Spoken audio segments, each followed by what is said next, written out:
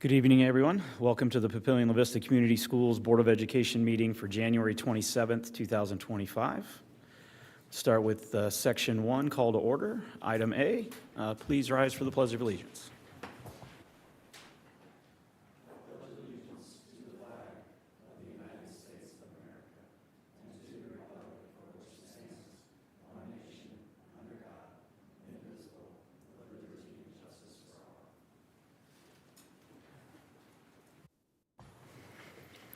Roll call, please. Mr. Bailey. Here. Sorry, Ms. Butler. Here. Mr. Madler. Here. Mr. Lotus. Here.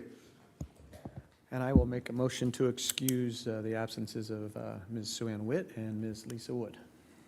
Second. Okay, I have a motion by Mr. Bailey and a second by Mr. Madler to excuse the absences of Ms. Witt and Ms. Wood. Roll call, please. Ms. Butler. Yes. Mr. Madler. Yes. Mr. Lotus. Yes. Mr. Bailey. Yes. Motion carried. And give a reminder that we do have the Nebraska Open Meetings Act posted over at the entrance to the boardroom. Moving on to Section 2, Communications. Item A, we lead off tonight with our recognition. Thank you very much, President Lotus, members of the board. Thank you for joining us this evening, members of the audience and those that may be watching online. We appreciate you engaging with your community and your Board of Education. So for those of you that watch our board meetings or attend our board meetings, know we try to have a recognition carved out of our agenda at least once a month, and sometimes more frequently, depending on what's on the agenda at a given time. We have two individuals that we are singling out tonight, one of whom, the very first on your agenda, if you're following along with the agenda, wasn't able to make it tonight, but I would like to make the announcement, and then with any luck at all, we'll get her back at our next board meeting in February. PLCS volleyball player Charlie Solomon was awarded the Nebraska Gatorade Volleyball Player of the Year. This is an incredible honor. Gatorade singles out one player among all classes. This isn't Class A, it isn't Class B, it's all classes, to be the outstanding volleyball player in the state. This is an award that the district has received a number of times for its athletes. We've got a long and proud tradition of producing some top-flight volleyball at both of our high schools. Charlie, unfortunately, caught a bug, so she won't be able to join us this evening. With any luck at all, she'll be here next time. But Charlie, on the off chance that perhaps you're watching at home, your Board of Education, your community, and your school district is incredibly proud of you and your honor. The next individual that we are recognizing this evening is an individual that is no stranger to the boardroom, Dr. Christopher Villarreal, who is our Director of Communications. And I'd like to read just a little bit about this script for the honor that Dr. V is receiving. Dr. Villarreal is receiving the NSPRA Emerging Leaders Award from the North Central region. And NSPRA is the National School Public Relations Association. It is the professional association that basically supports marketing, communication professionals in the public education sector. This specific award recognizes members of the National NSPRA organization who demonstrate leadership and excellence in their work. One school PR professional is awarded in each of NSPRA's 7 national regions, and we're in the North Central region. NSPRA provides school communication, training services, and support to school leaders throughout the nation. Dr. Villarreal actually wrote this script, and he put in all caps, double underlined, and he's the best comms director ever. I'm sure that's probably true. I just read what's on the script here, ladies and gentlemen.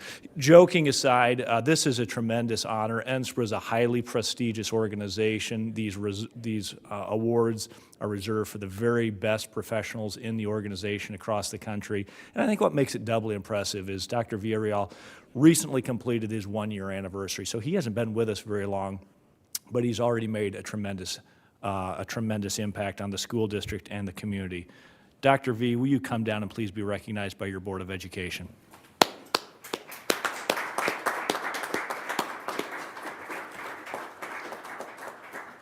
You're ordinarily taking the picture, so somebody else is going to have to do it. Katie's moving today.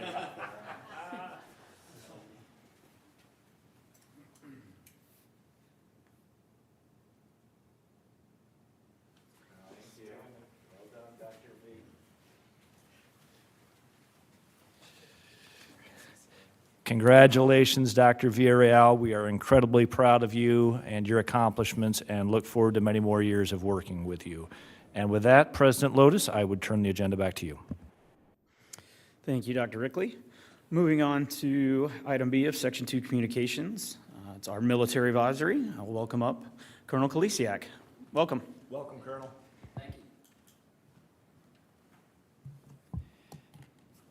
So, members of the board, thank you very much again for the opportunity to speak tonight. First thing I want to do is pass along my congratulations as well to Dr. Villarreal. He's been a phenomenal partner with us at Offutt Air Force Base and absolutely well-deserved on the award. Congratulations on that.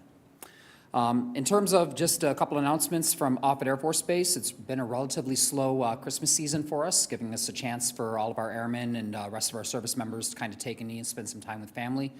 And now we're starting to get back and get busy. The big thing that we have coming up is a major exercise that we'll be doing on the base, combat readiness inspection. So it's the opportunity that we have for our higher headquarters to come in to check our ability to be able to go into our wartime mission while we're still able to go and take care of the garrison installation. I bring this up tonight because it's going to be a large lift for us, and there's going to be substantial impacts the week of that inspection. That's going to be the last day of March, so March 31st up through April 4th. And for many of our members that live on the base, we're going to see things like gate closures during the day, and it's not going to be the usual 2 to 3 minutes. We're going to see gate closures potentially for up to an hour, hour and a half. So trying to make sure we minimize the time of the overlap for students that are going to and from school to make sure that we don't have any problems there. But for anybody who's listening or that does work with us on the base, that's going to be a rough week for us as we try to take care of getting that inspection done. A couple other small announcements that we have. We actually did bring on a new school liaison officer for us. That's Miss Jenny Miller. So we have got her hired, and she'll actually start here working with us in the next couple of weeks. That's great for us and for Miss Luderman, who's been extremely busy trying to hold down the fort the last couple of weeks by herself. So really glad to have her on board. She's a great addition to the team. She already knows the base. She works with me already on a daily basis, and we'll just move her into a new job working with us as our second school liaison officer. And then lastly, one of the things I saw on the agenda for a little bit later tonight is a board item looking for a resolution for our military-connected families, and just really glad to see that on the agenda. And if that gets adopted, please, anything that we can do at Offutt Air Force Base to help out the district, to help out the schools, to help out the principals, we will go and do whatever we need to be able to go and support them taking care of our military-connected families and our students. I think that's a great initiative, and really glad to see that on the agenda. So while I know it hasn't been adopted yet, I'm hoping that I can say thank you in advance very much on behalf of the base for that. Getting the Purple Star schools, and I know that's one of the items that's on that resolution. That is a great thing for us to understand that the schools know how to interact and take care of the military-connected children that we have. But again, if there's anything that we can do on our end from the base, anything we can do for help with training principals or school teachers or staff, we are available and willing to do that. So however we can help out, please let us know. And that's all I have right now, if there's pending any questions from the board. Colonel, thank you for being here as always, and I think I shared with this with the board our very first meeting with Colonel Kolesiak and I, and one of the very first priorities he laid out was any support that he and the base could provide for the Purple Star designation school. And we'll get to that later on. That'll be a board decision to make, but really appreciate you being such a strong proponent for the program. It is a mark of excellence. It's something that we're very proud of for the two buildings that have already received that designation, Anderson Grove and Papillion La Vista South High School. And obviously, we wouldn't have gotten even to that point without your advocacy and support. So thank you so much for everything you've done to support us, Colonel. Oh, thanks to all of you. Really appreciate it. All right. Thank you all. Have a great evening. All right, moving on to item C under Section 2 Communications. We do not have any public comments for items not on tonight's agenda. Moving on to item D, turn it over to Dr. Rickley for our superintendent's report. Thank you again, President Lotus, members of the board, and again, thank you for those of you that are joining us either in person or online. Unfortunately, Ms. Siri, our Assistant Superintendent for Teaching and Learning, couldn't be here tonight. She caught a little bit of a bug. I suspect maybe the same bug that Ms. Witt caught, but I know that she would be very proud to tell you a little bit about the state accreditation visit that we wrapped up last week. We'll give a full report to the community and board at a future meeting, but basically the nuts and bolts of it is this. To be accredited in the state of Nebraska as a K-12 public school system, at least once a year, you have to have an external accreditation team visit. It's a pretty rigorous process. It requires a ton of preparation and work, not only to prepare for the visit, but certainly the visit itself, and then wrapping up the details after the fact. Ms. Siri and Angie Wright did an outstanding job of coordinating the visit. All of our building principals did an outstanding job supporting the visit. We had 19 educators from across the great state of Nebraska that comprised the group, led by Dr. Josh Fields, superintendent at Seward Public Schools. It was an outstanding visit. It was cut short a little bit by our cold weather day on Tuesday, but even with the cold weather day, the group was able to visit all 21 buildings, and they gave individualized feedback for all 21 buildings in addition to feedback for the school district in general. So just a big thank you to everyone involved. Really proud of all the work that went into it, and again, more to come at a future board meeting. Speaking of things that we're proud of, we held another PLCS Community Closet event. I believe this was our third event of the year. Dr. Settles and Dr. Myers lead that program. This last event was at La Vista Middle School. I stopped by for about a half hour. The outpouring of support from volunteers, from the people that are donating the items, the people are standing in line to get the extra help. The numbers don't really tell the story, but the numbers are this. 6,000 items were donated. We had 102 parents that attended and had over 50 volunteers. Some of them were district employees, many of them weren't. So it's absolutely incredible to see so many people step up in this community and help families that really need it. Especially in the winter months, and we saw last week being a good example. You know, you can't have too many coats, mittens, scarves, hats around, especially for our young ones. So really proud of the work that continues to happen with the community closet.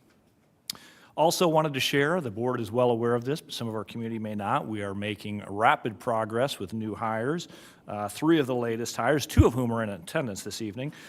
First off, we have Missy Stolley, who is not here this evening, Director of Student Services and Director of Special Education in the Ralston Public Schools.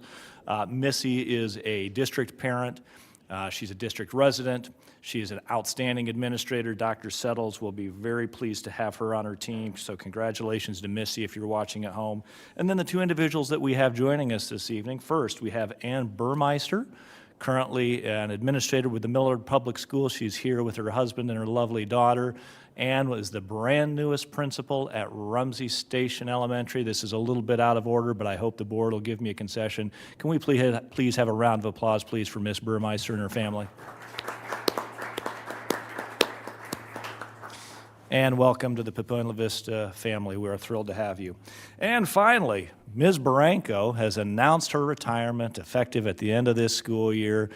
We can give her some grief and some hard time at a later point, but we have interviewed for her position. It will be more than ably filled by our own Stephanie Scheller, who's in the second row. Stephanie currently works in the comms office and business office. She does a variety of things, not the least of which is coordinating our busing. Could we also please give a round of applause to Ms. Stephanie Scheller, please? Thank you, ladies, both of you, for being here. On the legislative front, we've got a lot going on the legislative front. Mr. Richards and I met with Governor Pillen in Lincoln 2 weeks ago. Mr. Madler and I attended the Legislative Issues Conference in Lincoln this morning. We were briefed by a variety of state senators. Then we stuck around and had lunch with Speaker of the Unicameral, John Arch, who represents the Papillion La Vista Community Schools, and he does a really fine job representing this school district. So more on that when Mr. Gay comes up and gives us a briefing. And finally, the last announcement. If you didn't notice all the decorations up front, it is for our Board of Education. Now, it's kind of coming on an unfortunate night because 2 of our 6 board members aren't here, with Sue Ann and Lisa not being able to join us.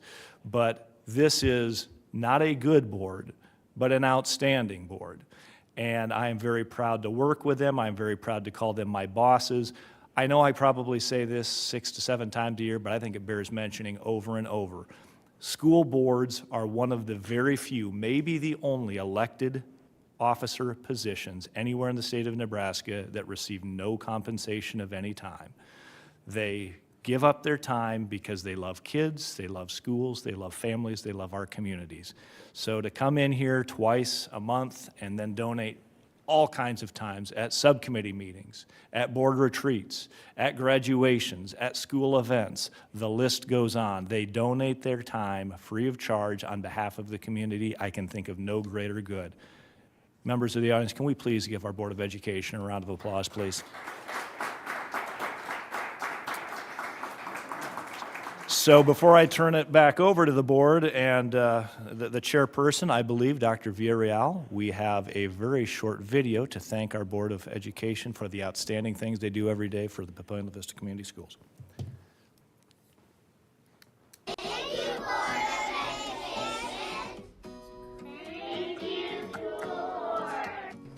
you, Mr. Bailey. Thank you, Mr. Bailey. Thank you, Miss Butler. Hi, Mrs. Butler. We are a 5th grade class here at Ashbury Elementary. Congratulations on being elected to the school board. We appreciate all the work you do and the support you give us. Thank you for being such an important part of our success. Go Go Knights. nice. Go Knights!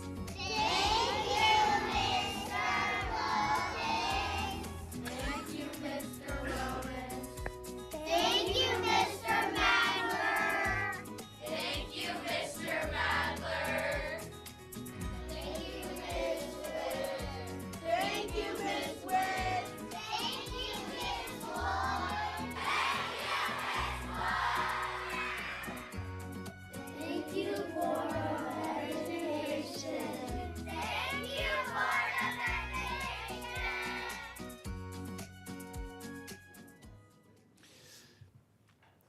They said it far better than I could. And again, I think we have some swag from our schools, thank you cards, artwork, and just a few other mementos of appreciation from our staff and teachers. Truly, on behalf of the community, the district, the administration, we're so blessed to have all of you. Thank you for the work that you do every day. And with that, I would conclude my superintendent's report. Thank you, Dr. Rickley. Moving on to item E of Section 2 Communications. I'll open it up for board reports this evening. I'll go. First of all, obviously, as you can see, we're missing a few folks. I think Ms. Wood is traveling, but Ms. Siri and Ms. Witt, and I know that I think you're a recovering sickness person. I am, and so is Ms. Branco. So please, out there, the sickness is all over the place. Please take care of yourselves. Please take care of each other. And then, as you notice, Ms. Butler's moved as far away as she can from me, even though I'm promise I'm not contagious. I'm still coughing and stuff. So please take care of each other out there. It is crazy how sick everybody is. You already mentioned it. The SIP visit. It was very honored to be there at the opening night dinner. It was in the meeting that we had. It was up in here, and it was very interesting. It was. I know you all were working very hard trying to figure out what to do with a cold day and how to rearrange schedules. But I know that Marcus and I got to enjoy talking to everybody. It's amazing. I went into it. You know, anytime you get inspected, you always kind of have a little bit of a shield up, and then you realize that these folks are all educators, just like that you all are, and that and everything. And it's just amazing talking to them and all the work that they do, and how impressed. I mean, I think they were ready to be impressed by our district, and it sounds like they were, without a doubt, in the few days afterwards. So, but it was very good to talk to them and meet all of them, and realize that there are educators all over the state that are working just as hard as everybody in here and all of our teachers, and trying their best to, for the public school. So it was very eye-opening. It was very heartwarming once I got to talk to some of them. So it was fantastic.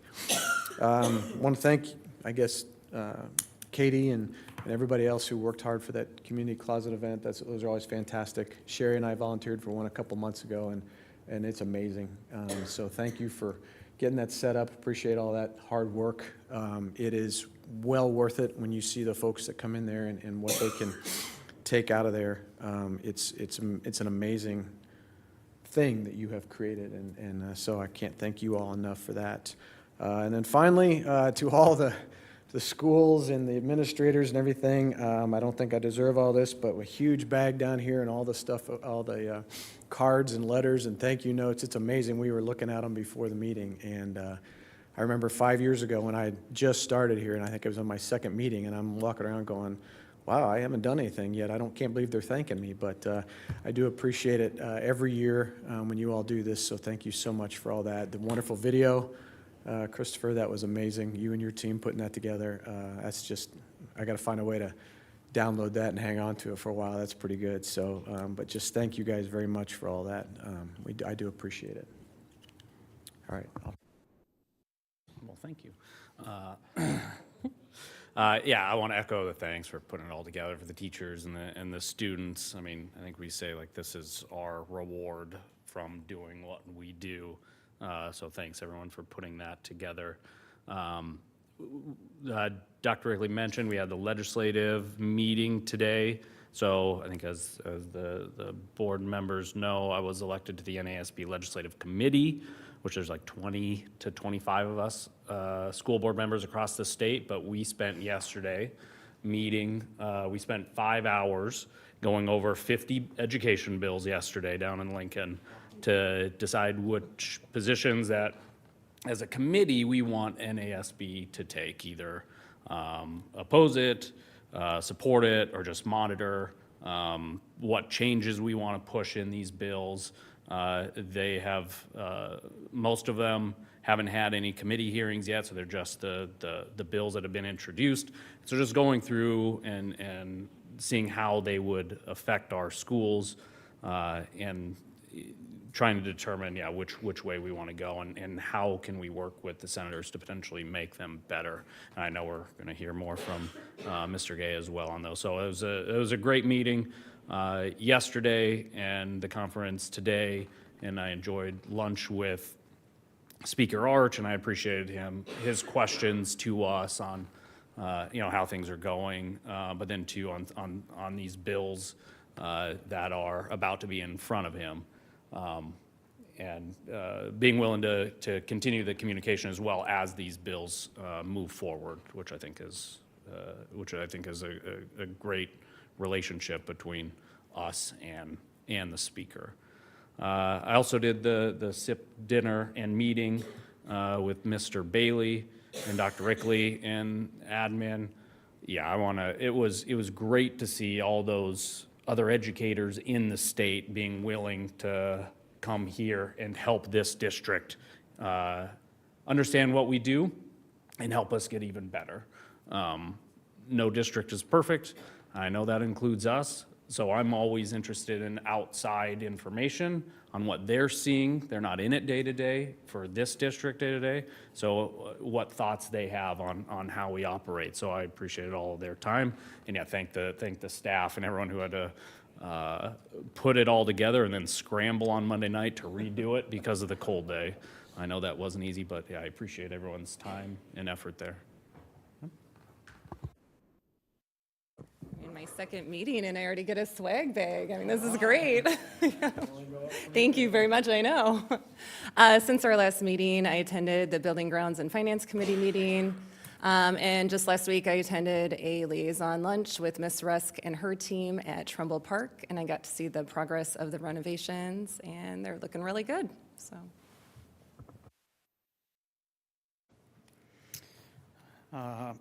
I attended our district's professional boundaries training on last Monday during in-service day.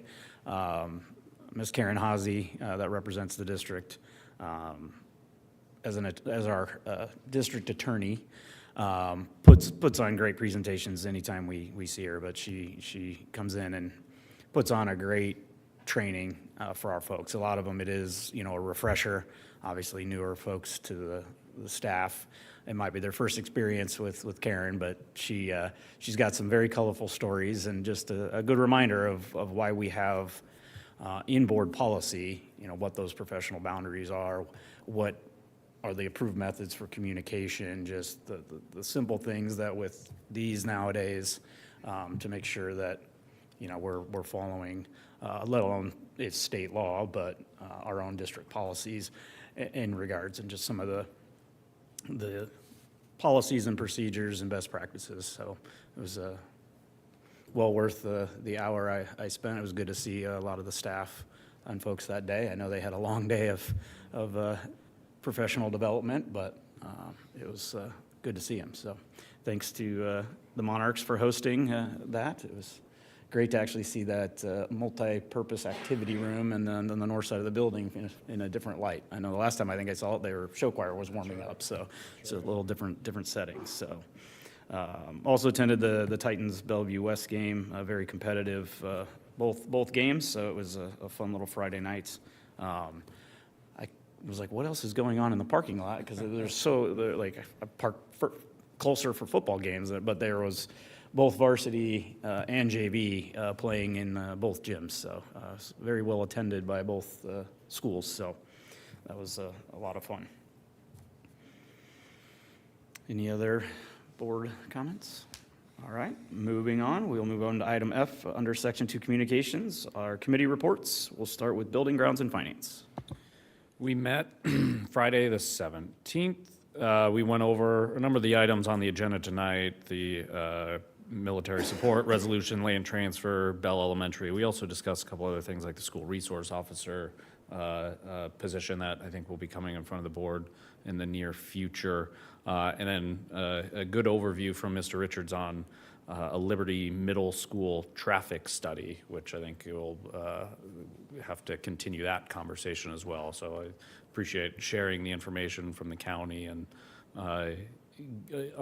getting more information to better understand some of those struggles for those parents in the morning and then at pickup. But our next meeting is February 14th on Valentine's Day, so I expect maybe heart-shaped donuts, Mr. Richards, on that day for us, but yeah. Yes. All right, Human Resources in Student Services, that's normally me now going forward. We have not met. They spent obviously a lot of time, the prior subcommittee, working on what is in our action items tonight of the teacher negotiated contract for 2025-26. So they had numerous meetings. So at this point, we didn't have any reason to call a January meeting. We'll be meeting in February. And Curriculum and Americanism. Yes, we met back on the 14th of January. We talked over a number of different things, kind of like Marcus was saying. I think we all kind of touched on the resolution for the supporting the military-connected families. We also talked about resource officers, that information as well. We also touched on the schedule, went over everything that was going on for the SIP visit, which obviously already happened. The Learning Community 2.0 grant, and that they agreed to the budget that we had set out. So that's going to be moving towards implementation, so that's a good thing. So looking forward to that coming up and hearing more about that. And we talked about a few updates and programs going on. The Ideal Program Review that's almost complete. Shereen and her staff and everyone has been working hard on that. And then beginning kind of in the draft stages for the early childhood review going on. So talked about quite a bit. We don't have another meeting scheduled as yet. I'm sure we'll hear something from Shereen here when she comes back from being sick. So, but that's it. Thank you. All right, thank you, Mr. Bailey. All right, that concludes Section 2 Communications. Moving on to Section 3 Action Items. Item A, action by consent. I'll make a motion to approve the action by consent items as presented. Second. All right, I have a motion by Mr. Bailey and a second by Mr. Madler. Roll call, please. Mr. Madler? Yes. Mr. Lotus? Yes. Mr. Bailey? Yes. Ms. Butler? Yes. Motion carried. Thank you. Moving on to item B, our teacher negotiated contract, as I just discussed, for 2025-26. Let's turn it over to Dr. Settles. Yep, thank you very much. So since you last saw this at the last meeting, we did make the one change that Mr. Madler pointed out. Other than that, all of those items remain the same. So just to summarize that, with the recent vote from PLEA membership to approve the proposed contract, that is a total package increase of 4.5 3.69%. That is a one-year agreement, which would have both vertical and horizontal movement, an increase of $950 on the base, which would bring the base to $40,750 for next year. Insurance would remain through EHA, utilizing Blue Cross Blue Shield of Nebraska with 3 network choices and a PPO, as well as a high deductible option. Other than that, there were some additional changes that are outlined, and none of that has changed since the last meeting.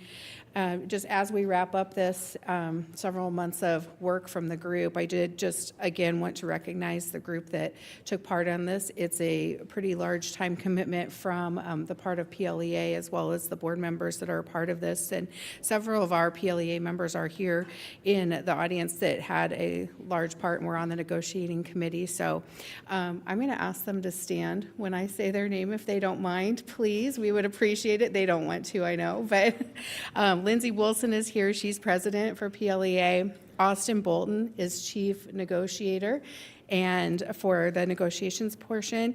And Gail Sherrill was on our team as well. And so was Candace Uribari, Shelley Kramer, and Emma Calhoun. Thank you all very, very much for your help. In addition, Ms. Fisher, Ms. Wood, Ms. Witt, Dr. Steele, Dr. Myers, all are a part of the negotiations group. And then both sides of negotiations get support from Melissa Quisenberry, and we really appreciate her getting us all of the different pieces of data as we request throughout the time. So as we turn it over back to the board, just want to share that I'm very, very grateful for the discussions with you throughout those several months, and just for being open-minded with the variety of things that we looked at. And I feel really good about this package, and think that it is going to be very helpful over this next year.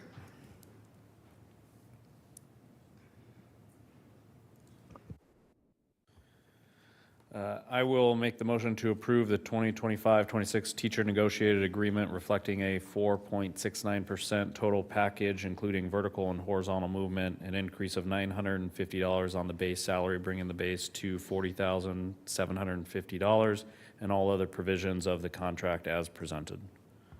Second.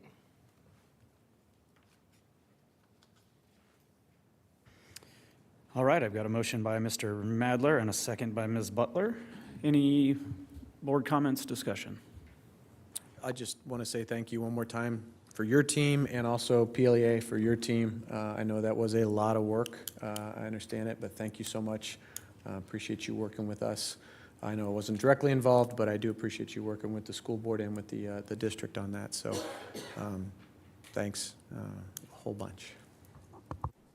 Mr. Richards, I know I asked a similar question last time, but just being the person that's going to have to pay for this contract, what are your thoughts on fitting this into future budgets going forward? Yeah, that's, this is, as I said last meeting, I think it's important to reiterate that, to go to this level of contract with our certified staff, we'll need to go to a vote later, probably early summer, middle of summer, before we adopt the budget to allow for some additional revenue to come in. So that'll be the first time we've done that. Many other districts have done that already the past couple of years since that new law was put into place. So that, to support that type of funding. So yeah, with that funding, we'll be in great shape. We do have a cash reserve that allows us to do things even without doing that as a board, but then that cuts more into your cash reserve, and we've already done a little bit of spending out of that cash reserve with the stipends the last few years. So I think that's probably the most prudent way to proceed.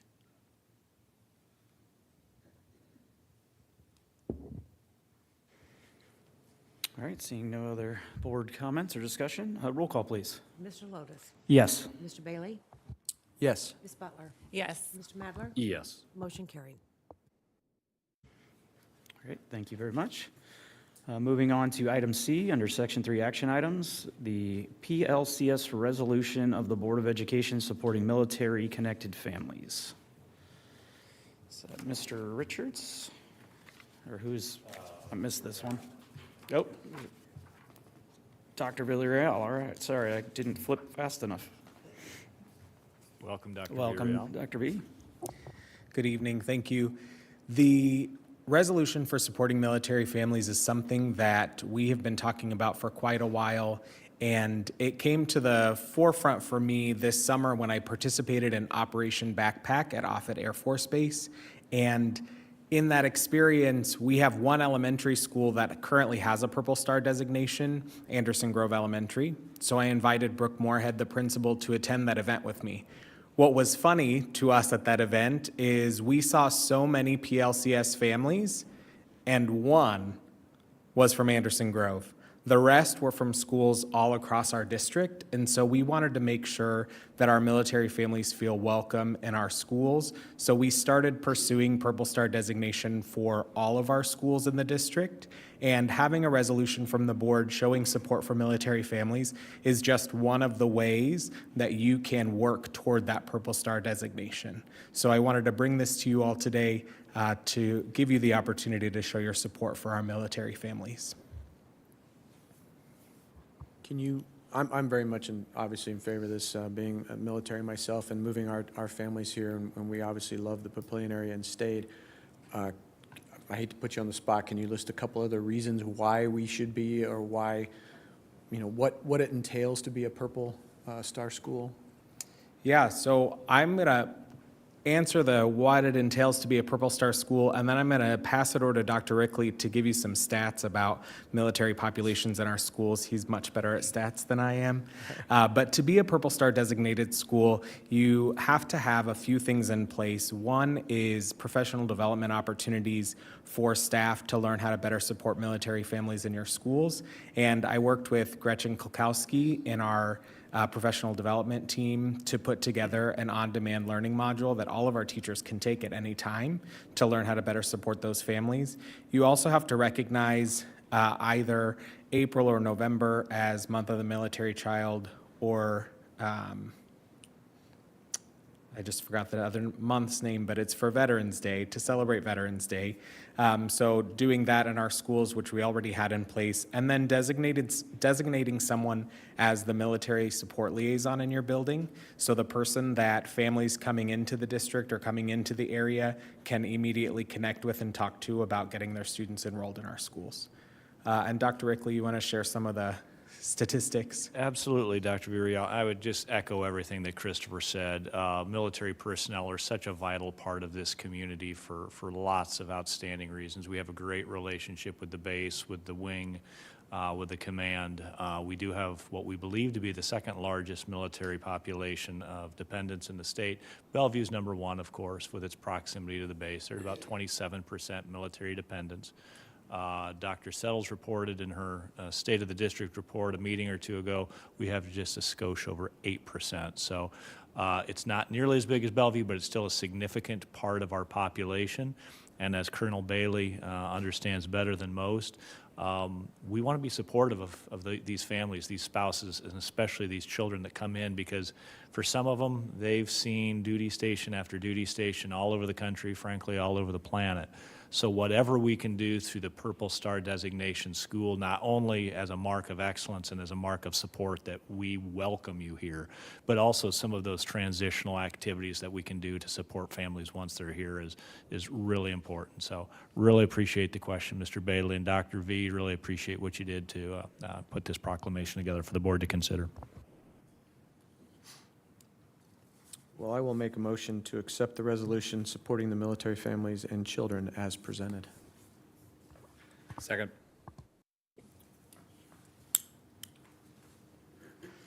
All right, I have a motion by Mr. Bailey and a second by Mr. Madler.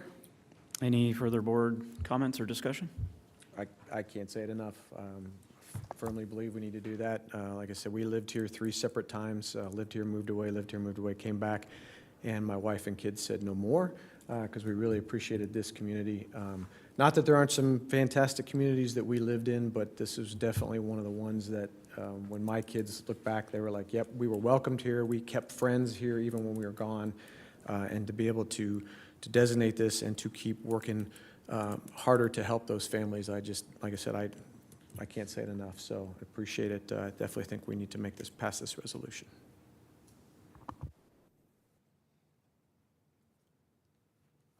All right, seeing no further board comments or discussion, roll call, please. Mr. Bailey? Yes. Ms. Butler? Yes. Mr. Madler? Yes. Mr. Lotus? Yes. Motion carried.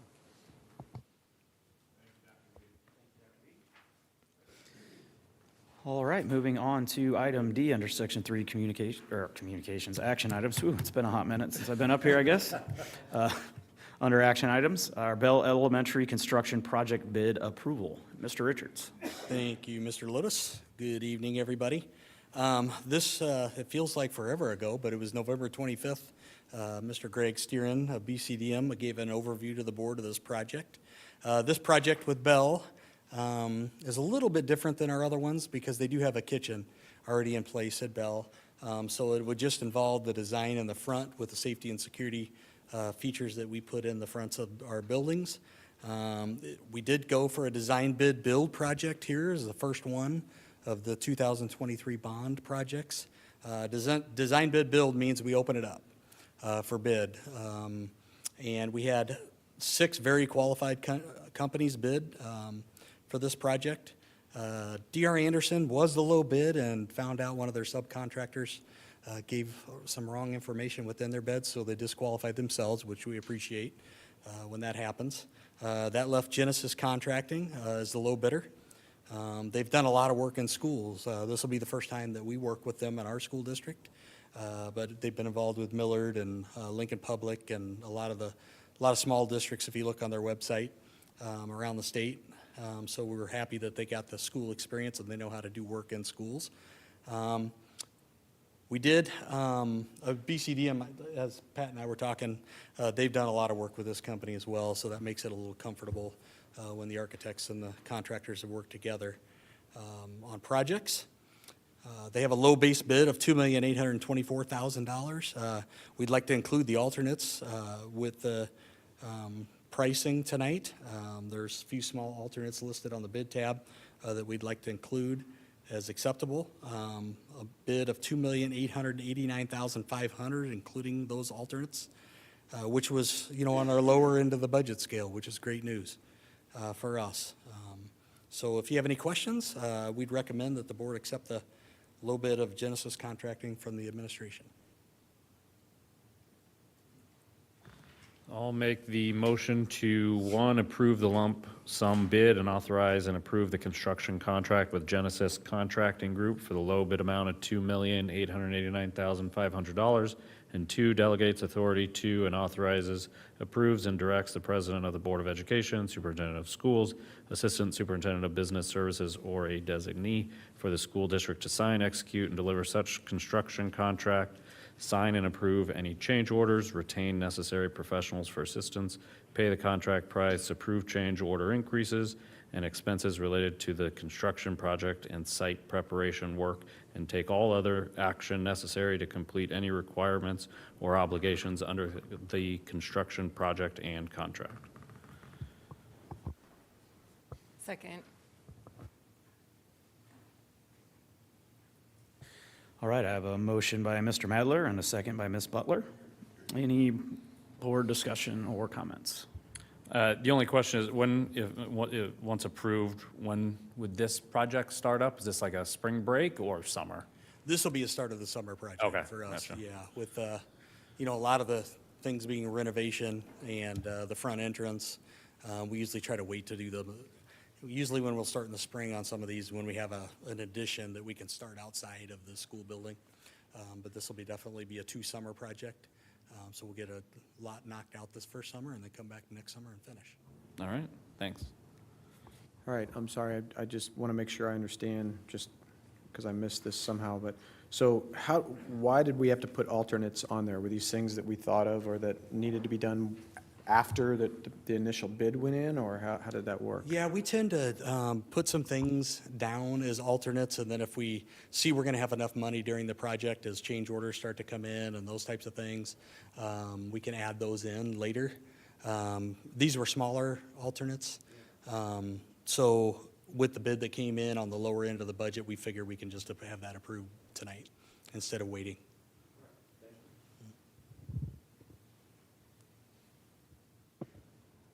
All right, seeing no further comments, roll call, please. Ms. Butler? Yes. Mr. Madler? Yes. Mr. Lotus? Yes. Mr. Bailey? Yes. Motion carried. Thank you.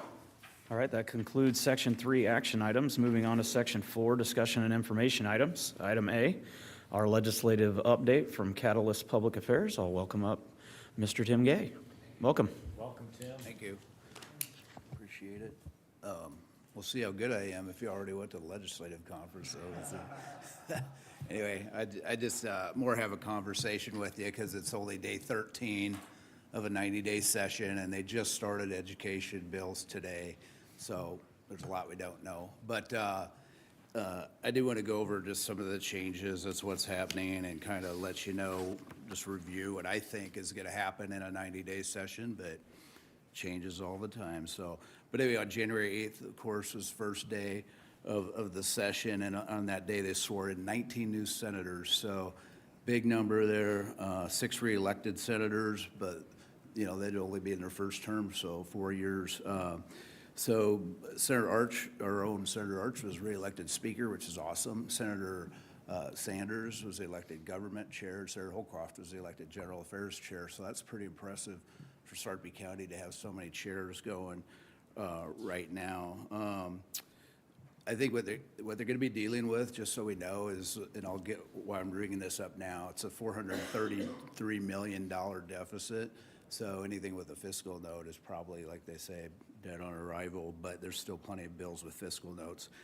And looking forward 2 more years, they're $1.2 billion shortfall. So that probably, when they say they want to take over school funding on a lot of these things, this is why that's a scary proposal going forward.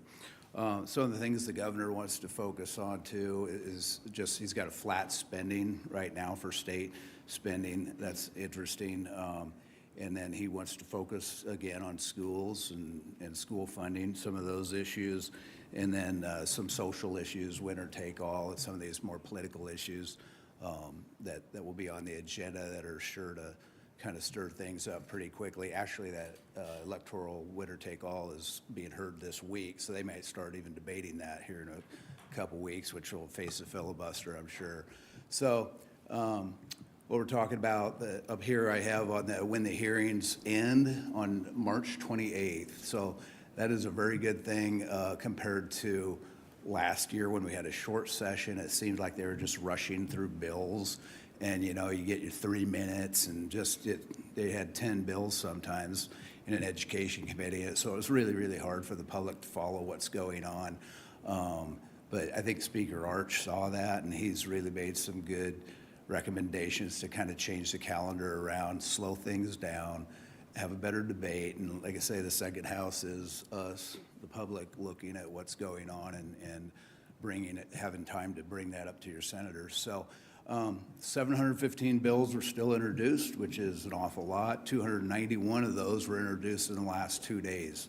So we're thinking, hey, that's pretty good. You know, maybe they're gonna, and then man, it just hit 18 constitutional amendments, which is interesting. I mean, so some of these, if they move forward, they want to get them on the 2026 ballot.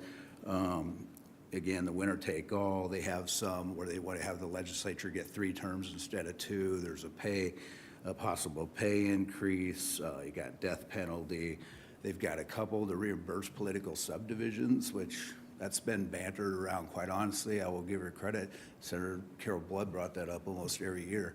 So it's being brought up by 2 other people now too. So that's kind of interesting. But many of the bills, when I'm looking at them, and again, I don't know what you guys are hearing, but when I was looking at these bills, even though there's 715 bills, many of these have been things they've introduced before. So there's not a lot of great new ideas. I don't mean that to be, but you get new senators and they want to try it again. So, but we'll have some of the same bills, and I'll come back several times because it's a long session, but we'll have some of the same bills we've talked about probably before. It's kind of like a broken record, but where they go, I don't know. The one thing I would look at is, okay, are you going to pass bills just to pass bills? Because we know that the ones with big fiscal notes are going to be no. We know some of the controversial ones are going to be no. So that leaves probably bills that might interfere with your work or try to get into your business and tell school boards how to run things. So legislature, of course, has been, it's one thing we look at all the time is the unfunded mandates or adding more curriculum that you don't need or what they think you need and maybe you don't. So to have Marcus Madler on the board, that's awesome. Glad to hear that. What we do too is talk to Dr. Rickley and Brett. We have calls every week, kind of go over what's happening in the next 2 weeks. They haven't posted, they might have posted today for next week, but it's been pretty slow. So I do apologize if something got on there, you know, that you missed. But so we'll kind of look ahead, what's going to be happening, what should you go testify on or not? Because a lot of times one school district doesn't want to go there and be us, you know. It's always the same person coming in, and Dr. Rickley says no to everything pretty soon. It's like they don't want to see him anymore. But that's where the Nebraska Association of School Boards has been very, very good coming in. You've got the Council of School Administrators coming in, and they kind of take turns, you know, handing off, so it's not the same person constantly complaining. But part of that, we brought up some of the new committee members. This is exciting. Senator Merman has still he got reelected. He ran against Jana Hughes, decided she wanted to try to run for chair. She lost by a few votes, but she'll probably be a future chair at some point. Senator Merman has 2 years left, but Senator Conrad is back. Senator Sanders has been on the board. Senator Hunt and Senator Hughes have both all been on that board. Or no, Senator Hunt is new on here. So it's a different board. You've lost Senator Linehan, Senator Albright, and who else did we lose, Andy, first? Linehan, Albright, and, Senator Walls from Fremont. So this is the new board. You know, they'll have different ideas. They still kind of have where they, you know, Republican, Democrat, even in nonpartisan, they have their views of the world. So we'll see some of the same things and see what they say. But so anyway, that's kind of something very exciting for us to kind of get a new, fresh perspective. Some of the new senators have been very good, I think, from the bit we've been talking to them and seeing them. I think there's some really good ones, I hope, and will kind of think for themselves and do some different things. You're always going to have maybe an urban-rural split, but anyway, so that's good. Education Committee alone, you talked about 50-some bills. We have about 80 on our list, but 67 were referred to the Education Committee. Many of those would be like community colleges, state university, that kind of thing, so that kind of wipes out. So we look more at the K-12 things. Again, where it's really nice on the hearings, instead of 10, you could have 4 to 5 bills a day, you know. So they've only got to do that 16 days because there's some Mondays they don't meet and this and that. So they've got to fit this all in on Mondays and Tuesdays for that committee. So last year, just the difference was 83 bills in a short session. So they had about 9 days almost. So you can imagine, so it is toned down, thank goodness. So another thing maybe that is new this year that you might want is the public can view the hearings now.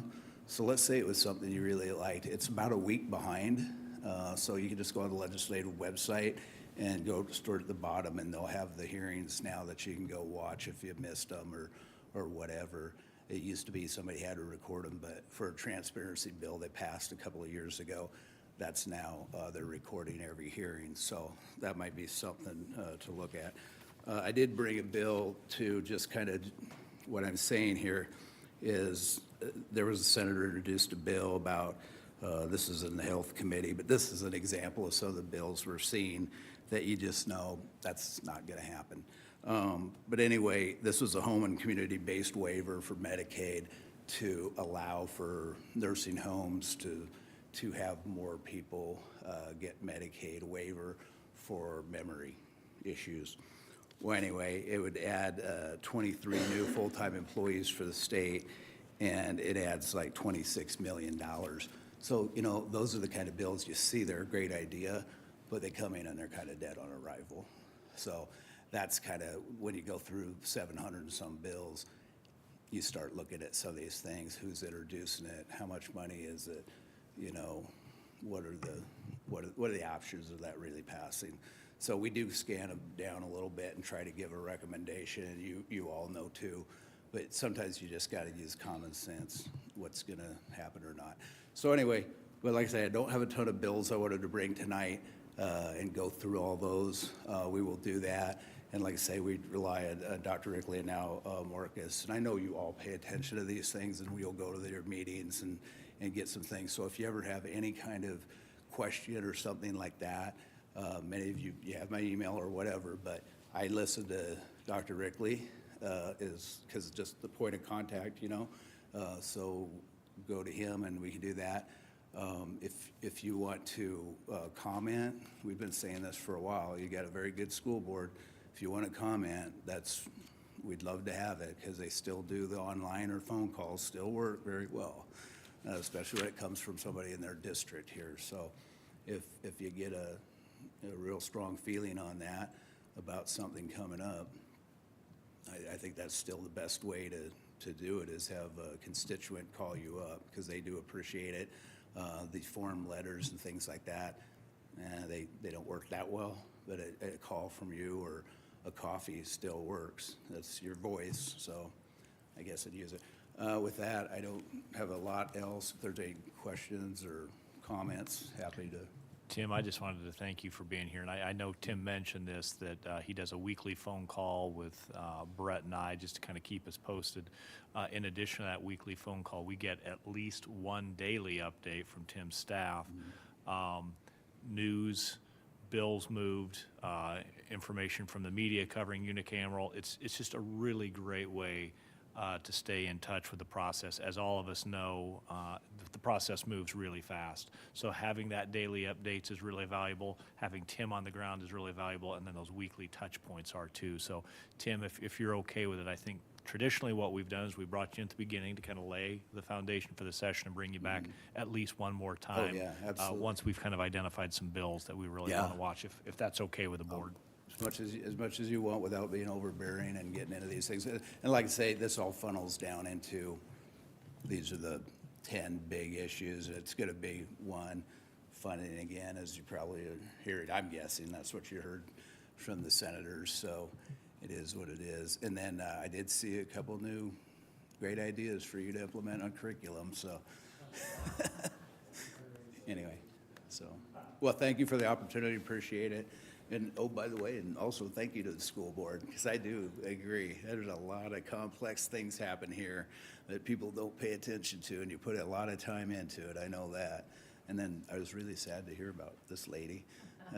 But no, it's good for you, Kathy. Yeah, she'll be around all year so we can harass her. Yes. All right, thank you very much. Thank you, Tim.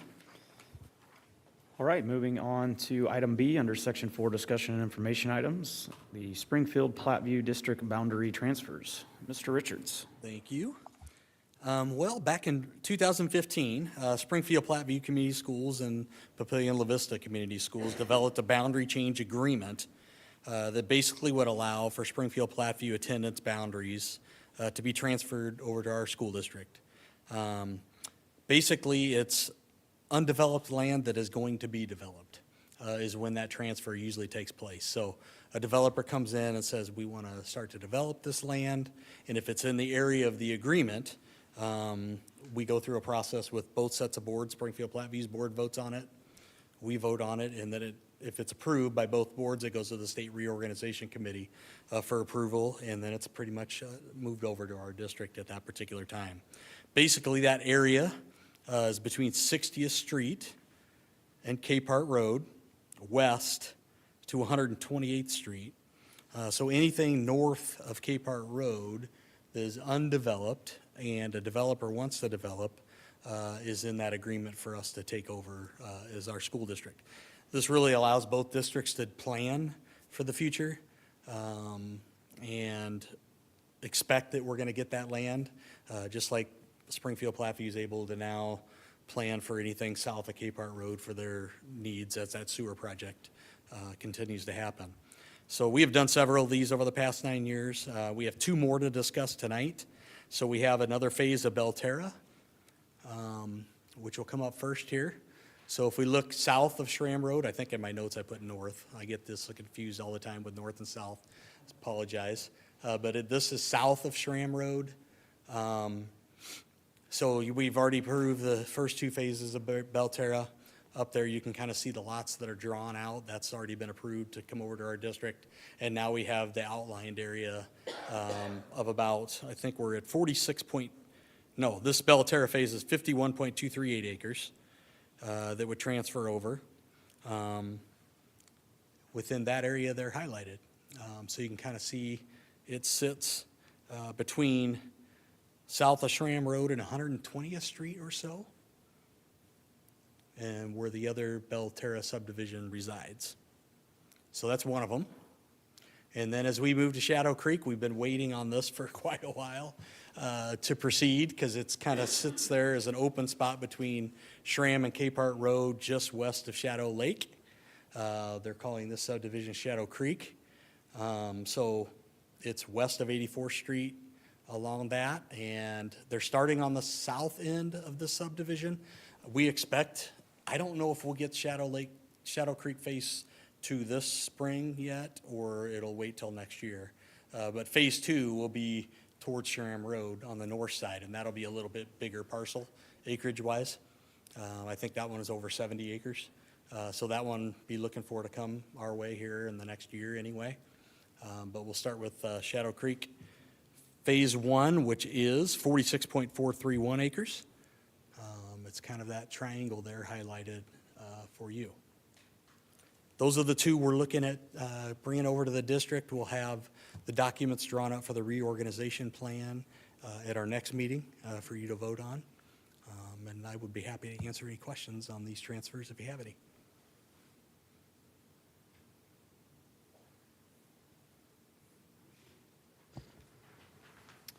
All right, doesn't seem like any board comments or questions.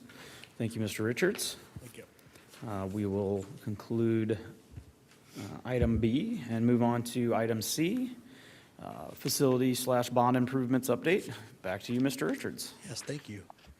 Pat, if you'd like to come up, we're about a year and a half into this thing, or a little more than a year and a half since we passed the bond in May of 2023. We've been working really hard on these projects ever since. And Mr. Pat Carson here is here tonight to kind of give us an update from BCDM. He's our chief contact with BCDM. We appreciate him taking his night and being here with us. Absolutely. Thank you. So we have a few slides there, Mr. Richards, if you want to hit. So I'm sure people have probably driven past the new high school site, or new elementary school site there on Lincoln. Every day, there's major changes. You know, we talked about the benefits of tilt-up construction and how quickly it moves. And if you haven't been by there in a couple of weeks, it's moved pretty far. So it's exciting times. So we looked at just a few maybe points of information for you all to be aware of. There were 16 projects identified in the scope of the bond referendum. 13 of those 16, after your approval tonight of Bell, 13 are now under contract with either a CMR or a contractor, which is good news. As soon as we get under contract, whether it's a hard bid or a GMP, your risk as a district goes down a lot. You know, we live in pretty volatile times with things that could have pretty substantial impact on the construction market, potentially on the horizon. So to get those under control early just should give you a lot of confidence on where we're at. The three that remain, Walnut Creek, Patriot, and Portal. Actually, Portal, I think, comes to the board at your next meeting for approval. We're doing our due diligence on that, but those bids came in well as well. So really, we only have the two left, Walnut Creek and Patriot, to get under contract. So it's exciting. If we look at how those projects are all completing, obviously in 2024, the big thing that happened where we got the two baseball fields and the two softball fields completed. And as we look at 2025, the 5 projects listed there, Hickory, Terra, Trumbull, Parkview, and the Young Adult Transition Program will all finish and all open in the fall of this year, of 25. 26, we know for sure that the 6 projects, that are listed there, Bell, Portal, the new elementary, La Vista Middle, Monarch, and Titan will all open in 26. The remaining three, Papillion Middle, Walnut Creek, and Patriot, it might be 26, it might be 27. There's probably some choices the district needs to make about how much you want to have going on concurrently. The work at Papillion Middle is underway. Papillion Middle is a little difficult in that there's not a lot of swing space. And as you look at how we do renovations, you generally need a few empty classrooms that you can have contractors move into and move around. We just didn't have that ability at Papillion Middle, so that's taking a little longer than what was originally expected. But either way, all the projects will be done by the fall of '27 at the very latest. And then just maybe a highlight here of some of these projects that are going to finish this year. In '25, some snapshots that are somewhat recent. At Hickory Hill, the construction is about 80% complete. So basically, the additions are in place if you drive past. The kitchen is still under construction, but at least the envelope is open. So really what's happening there are some of the renovations that'll happen, continuing on in the spring and the summer. And again, plan is for that to be open for the fall of '25 classes. Similarly, at Terra Heights, the construction is about 75% complete. Again, the addition is done, the renovations are ongoing. Typically we go in and we build those additions to give us that swing space, so that'll be a recurring theme you see in all these, is that the addition is the first thing that gets completed to give us that ability. Trumbull Park, again, the construction is about 65% complete. Again, the addition is in place and the renovations are ongoing. The Young Adult Transition Program, you'll see, is only 30% complete. It's a much smaller building at 11,000 square feet, just as a sense of scale. The new elementary school, I believe, is 58,000 square feet. So it's about 1/5 or 1/6 the size of that. So that's going to come along very quickly as the spring and summer progress. And then finally, Parkview Heights, again, 75% complete with the addition in place and the renovations ongoing, opening for fall of '25. Chantel has put together a video for us here out of the comms department to kind of give the Bond Squad get going here again, to let you guys know from their perspective how things are going. Hi, I'm Kennedy and I'm with the PLCS Bond Squad. It's been over a year and a half since the 2023 bond issue passed. A lot of work has been done in that time. Let's take a look back at 2024. There are three main priorities in the bond issue. The first one is to improve safety and security. In 2024, this included adding fencing around playgrounds at elementary schools. And at Hickory Hill Elementary, the new office with its secure entrance will be open soon. The second priority is to update older facilities to today's standard of greatness. In addition to basic interior and exterior improvements, major renovations were underway at 4 elementary schools. Parkview Heights, Terra Heights, and Trumbull Park are all under construction to physically expand classroom sizes. Hickory Hill is also receiving a new kitchen. The baseball and softball fields for both high schools were also updated.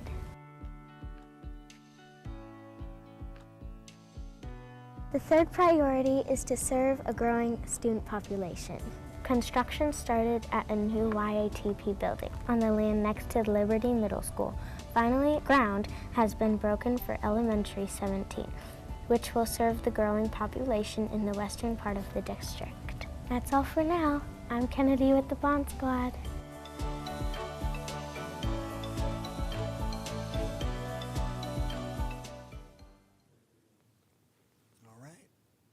We are, obviously it's going well, ahead of schedule on almost all our projects, or on schedule of all our projects. The team has just been working well together with our CMR partners in Sampson and Boyd Jones and BCDM.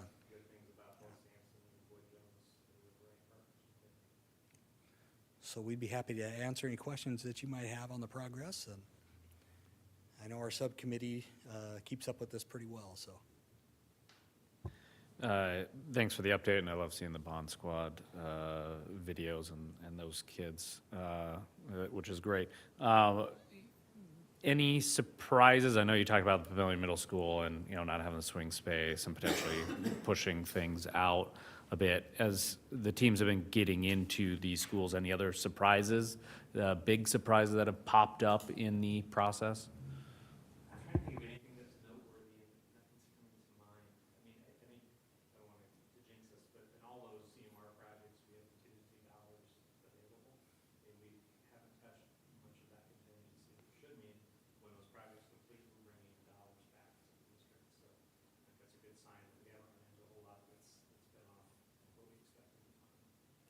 And you're talking about the CMR, this was the first time the district has done it through this process. Based on your feedback, I would assume that was the correct way to go, right? Yes, and hopefully our design bid build partners will continue that good partnership that we had so far with the CMRs. But yes, it has worked just as we hoped. I mean, the change orders are small. They're well within contingencies and things that we probably knew were going to be that way. There's just a lot of consistency, you know, we're able to be pretty efficient with the meetings as we're taxing Mr. Richards and his people's time. Hopefully it's less. When we solve a problem at one school, we can apply it to another school without having to switch construction partners. There's a lot that's really good. Brett and Pat, one observation and one question. Observation is the length of time that you're projecting out, 4 years. If we can get that done from 2023 passage of the bond to completion of projects 2027, that's pretty remarkable. I think the last at least 2 bonds prior to this one, those projects have smaller bonds because this is the largest in district's history. And those have typically taken 5 to 6 years. So we're doing more and we're potentially doing in less time. So that's, by my way of thinking, that's really significant. The question is about cost. So as you reflect on the projects that are either have been brought to fruition or close to fruition, and then prognosticate a little bit with the remaining projects, for the most part, are you seeing and are we anticipating that projects are coming in pretty close to what we bid them at, higher, lower, about the same? Is there any insight you could share in that area? Yeah, so overall, I think we're probably trending just a little bit under what we expected. Obviously, some projects are more under, some projects are closer to what they wanted. It's also allowed us to think about potentially adding things like Mr. Richard mentioned with some of the alternates at some schools, so we're able to maybe do a little bit more than we thought we would have. But that's been a very kind bidding environment this last year. And so that's one of the benefits of bidding now is there's a lot of contractors that are pretty hungry for work. And so we're seeing really good numbers right now, especially with some of the interior trades, the drywallers, the framers, the carpet people. Electricians and mechanical subcontractors are still pretty busy, so their numbers haven't dipped as much. But they've held pretty steady. So we haven't seen those big spikes that we saw 2 or 3 years ago. So it's been good. Yeah, and really, he's being humble here too, because they gave us the estimates for these projects, but they've been pretty right on, which is great. Because sometimes, you know, you hear horror stories of districts not quite getting enough money for the projects that they wanted to do because the estimates were off, and that leaves you in a horrible spot. So we appreciate their estimates being right on, and you know, we'll give you a financial update here probably this summer as we move into the second summer, so you guys can see kind of where we're at and trending for the remainder of the projects. Absolutely. Thank you.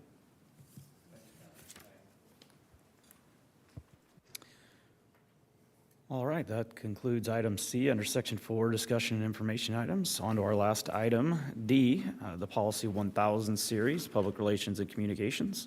Dr. Villarreal.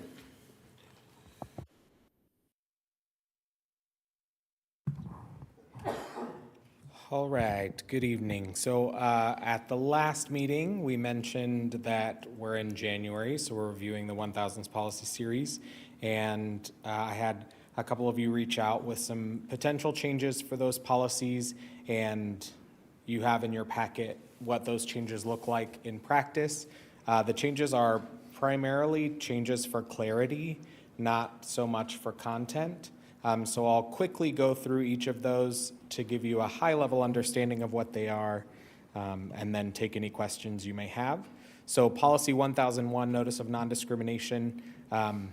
One of the things that you all mentioned is moving the segment that names personnel from policy into procedure, so that when personnel changes happen, or if email addresses are wrong or something like that, it wouldn't require board approval to make changes to that. So that's what you see there, is taking the section that identifies Dr. Steele and Dr. Settles for non-discrimination and moving them into the procedure section.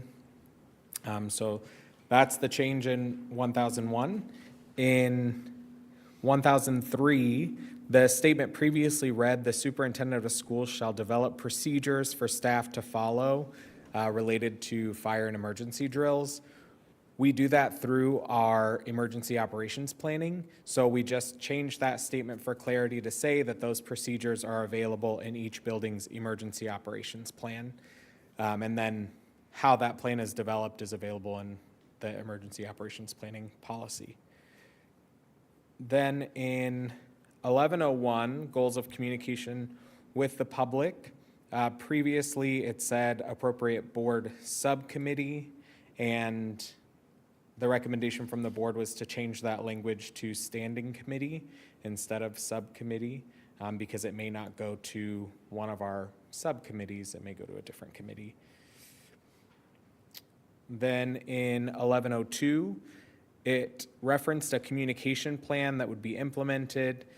And while we do communications planning every year and we have a plan, the purpose of this policy is more about our regular and ongoing communication for transparency and two-way dialogue. So just changing the phrasing there for clarity on that piece. And in 1401, oh, I had to look. I needed a magnifying glass to find that change. That was a grammatical change, changing program to programs to represent the plural there. And then the last one, 1405, solicitation in the schools, adding a cross-reference to fundraising policies since it's mentioning fundraising there, and fundraising is guided by policies 1409 and 1410. Any questions on those proposed changes?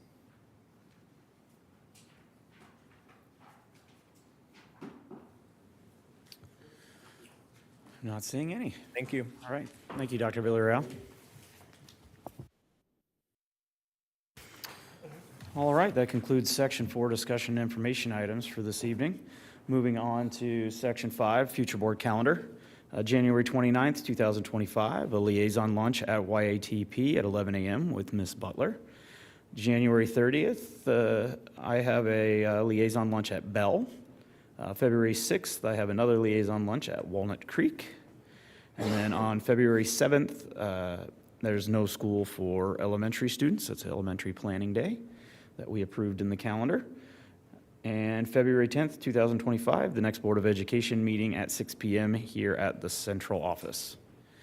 Seeing no further business before the board this evening, I'll adjourn the Papillion-La Vista Community Schools Board of Education meeting for January 27th, 2025 at 7:17 p.m. Thank you.